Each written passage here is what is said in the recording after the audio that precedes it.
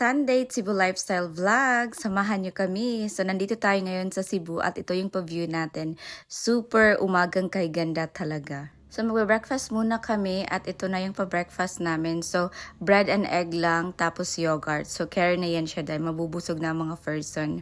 At dahil Sunday ngayon, hindi ganun ka-busy yung mga daan at hindi ganun ka-traffic. Pero nag-laundry muna kami bago kami umalis. Dahil nandito kami sa may Ayala area, nag-grab na kami para one way na lang talaga, diretso na. So samahan nyo kami, doon kami magsisimba sa Santo Niño. Let's go! Mas maganda kasi yung Grab kasi fix na talaga yung pamasahe. Pero pag makatiming ka ng mabait, honest na taxi driver, mas mura talaga yung pamasahe pag taxi.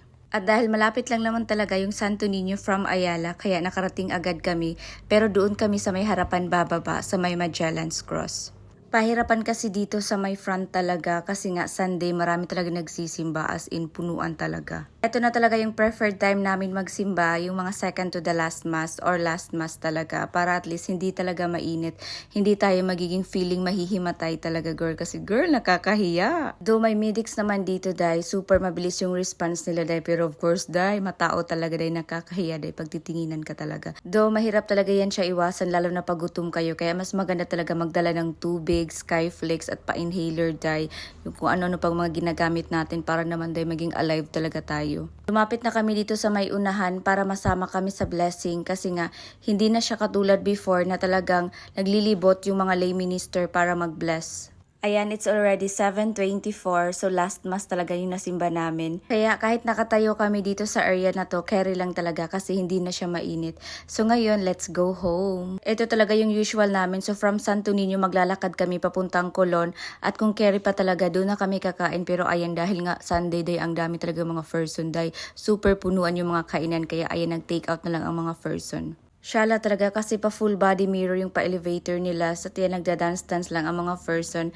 At on the next day, ito naman yung pa-view natin dahil pa-sunset yata ito if I'm not mistaken. So ito yung pa-view natin sa other side. Ayan dahil marami pa talagang kabahayan dito dahil sa may Ayala area din sa may likod. So ayan siya dahil hindi talaga siya busy. Tingnan mo yung daan dahil very peaceful.